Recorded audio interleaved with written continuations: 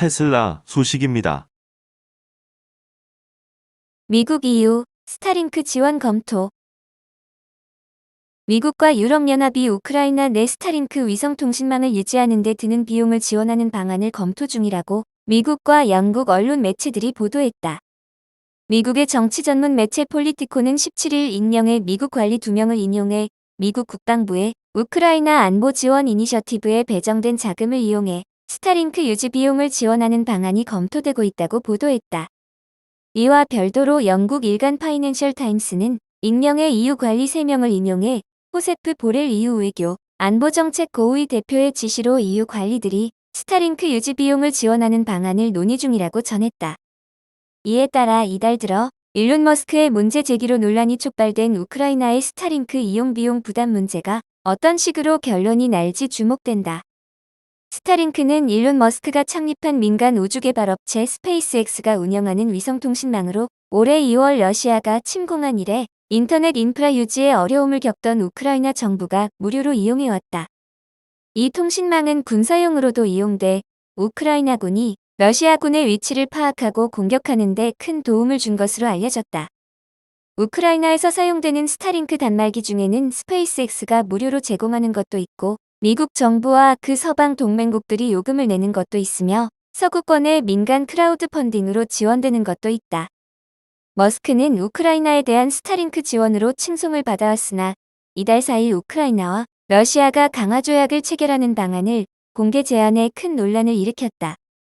그가 언급한 강화 조약 조건에는 러시아의 크림반도 영유권을 인정하고 우크라이나 동부 4개 주에서 주민투표를 다시 실시하며 우크라이나가 중립국 지위를 유지토록 하는 등 내용이 포함돼 있었다. 이를 계기로 독일의 주재하는 우크라이나 대사가 욕설이 섞인 트윗으로 머스크를 비난했으며 지난주 머스크는 이에 답하면서 스타링크 지원을 중단하려는 뜻을 시사했다. 실제로 머스크는 지난달 비공개로 미국 국방부에 스타링크 무료 지원을 중단할 뜻을 밝히고 이용 대금을 정부가 내달라고 요청했다. 하지만 이 사실이 언론 보도를 통해 알려지면서 논란이 커지자 머스크는 앞으로도 계속 스타링크를 무료로 제공하겠다며 기존 주장을 거둬들였다. 머스크는 스타링크 서비스를 우크라이나에 무료로 제공하는 데 드는 비용이 월 2천만 달러 가까이 된다고 밝힌 바 있다. 우크라이나에 스타링크를 개통하고 유지하는 데 스페이스X가 쓴 비용이 지금까지 약 8천만 달러에 이른다는 것이 그의 주장이다.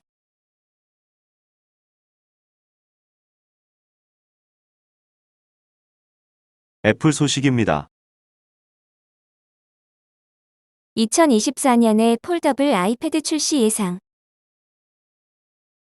애플이 오는 2024년 접히는 스크린의 아이패드를 출시할 가능성이 크다고 CCS 인사이트가 전망했다. 17일 CNBC 방송에 따르면 CCS 인사이트는 최신 보고서에서 애플이 2년 이내에 폴더블 아이폰이 아닌 폴더블 아이패드를 출시할 것이라면서 조만간 폴더블 기술 실험을 시작할 것이라고 말했다. CCS 인사이트의 벤 우드 리서치 수석은 CNBC 인터뷰에서 지금 애플이 폴더블 아이폰을 만드는 것은 이치에 맞지 않는다. 우리가 보기에 그들은 이런 트렌드를 피하고 아마도 폴더블 아이폰을 조심스럽게 시도해볼 것이라고 예상했다. 그는 접히는 아이폰은 애플에는 엄청나게 큰 리스크가 될 것이다. 먼저 이것은 기존의 아이폰 매출을 잡아먹지 않으려면 엄청나게 비싸야 할 것이라고 지적했다. 그러면서 폴더블 아이폰이 약 2,500달러는 돼야 할 것이라고 말했다. 현재 가장 비싼 모델로 용량이 가장 큰 아이폰 14 프로 맥스의 가격은 1,599달러이다. 우드는 애플이 만약 폴더블 폰으로 기술적 문제를 일으키기라도 한다면 이로 인해 비평가들이 이런 문제를 앞다퉈 공격할 것이라고 말했다. 그럼에도 애플은 폴더블 트렌드가 모멘텀을 얻고 있기 때문에 선택지가 없다면서 아이패드에서 이것을 시작할 것으로 전망했다. 이것은 애플이 아이패드 제품군에 새로운 생명을 불어넣는 것은 물론 폴더블 스크린 기술을 구현하고 확장하는 방법을 배울 기회를 줄 것이라고 분석했다. CCS 인사이트는 애플이 오는 2025년 아이폰에는 5G 모뎀을 A 시리즈 프로세서의 단일 칩으로 통합할 것이라는 전망도 제시했다. 마이크로소프트 소식입니다. 웹브라우저는 업무 공간이 될 수 있을까? 마이크로소프트가 엣지 브라우저의 그룹 협업 공간을 제공하면서 브라우저의 업무 툴 경쟁이 본격화됐다. 최근 마이크로소프트는 엣지 워크스페이스 기능의 비공개 프리뷰를 공개했다. 마이크로소프트는 팀즈와 아웃룩뿐 아니라 엣지 브라우저에도 협업 기능을 계속 추가하고 있다. 엣지 워크스페이스는 구글 크롬의 탭 그룹과 유사한 기능을 제공한다. 여러 탭을 묶을 수 있다는 점에서 비슷하지만 협업에 더 초점을 맞췄다. 브라우저 탭을 공유하는 사용자 그룹이 동일한 위치에서 동일한 웹사이트와 파일 집합을 볼 수 있다. 작업 공간의 링크와 파일은 실시간으로 업데이트되는 브라우저 탭으로 열린다. 사용자는 동료에게 이메일로 링크를 보내거나 채팅으로 링크를 보내지 않고 엣지 워크스페이스 자체를 공유할 수 있다. 엣지 워크스페이스는 현재 기업 사용자에게만 제공된다. 기업과 일반 소비자 모두에게 내년부터 정식 제공된다. 일반 사용자도 여행을 계획하거나 조직 활동을 구성하는 등의 작업을 엣지 워크스페이스로 할 수 있게 된다. 이 기능은 2021년 엣지 카나리 빌드에서 발견됐다. 작년 엣지에서 이 기능이 제거됐지만 올해 3월 또 다른 카타리 빌드에서 워크스페이스의 단서가 등장했다.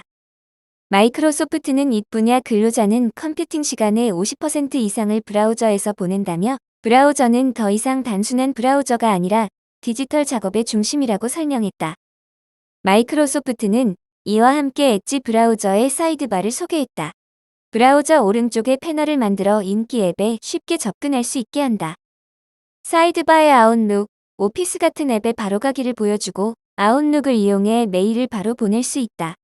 사이드바는 숨길 수 있고 이 관리자는 그룹 정책을 사용해 조직원 전체의 사이드바를 최적화할 수 있다.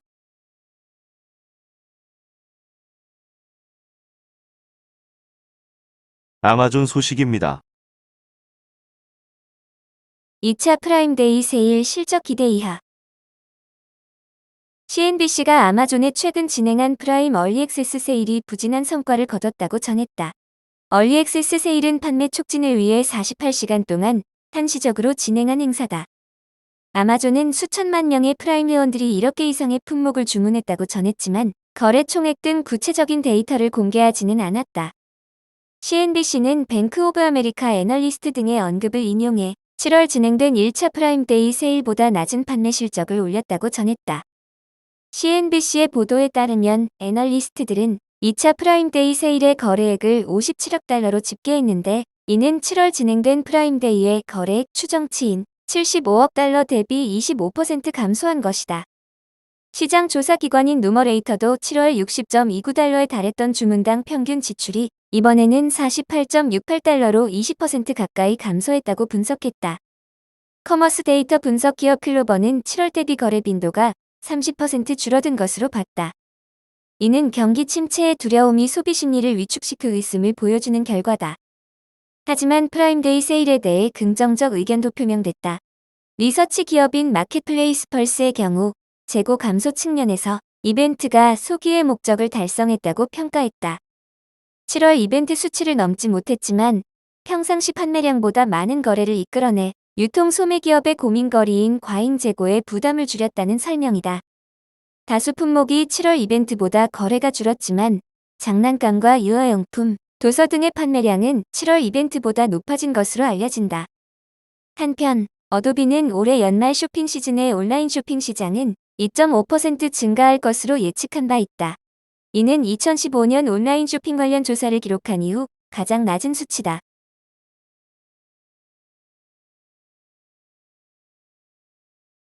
구글 소식입니다. 쇼핑업체들 이후에 구글 규제 촉구. 카카오톡 사태를 계기로 독점적 지위를 누리는 플랫폼 기업들에 대한 규제 방안이 국내 정치권과 정부 부처들에서 논의되는 가운데 구글 등의 시장 지배력 남용에 대한 해외 규제 당국의 대응에 관심이 쏠린다. 17일 로이터 통신에 따르면 최근 유럽 20개국의 43개 쇼핑업체들은 구글이 자사 쇼핑을 검색 광고에 노출시키는 것이 시장 지배력을 부당하게 남용하는 행위라며 이를 금지해달라고 유럽연합에 공문을 보냈다. 이 업체들은 EU의 경쟁 담당 집행위원인 마르그레테 베스타게를 앞으로 보낸 공문에서 내년 5월부터 적용될 디지털 시장법의 자사 선호 금지 조항을 구글에 적용해야 한다고 주장했다. 이들은 알파벳 자회사 구글의 쇼핑 서비스와 경쟁하는 업체들이다.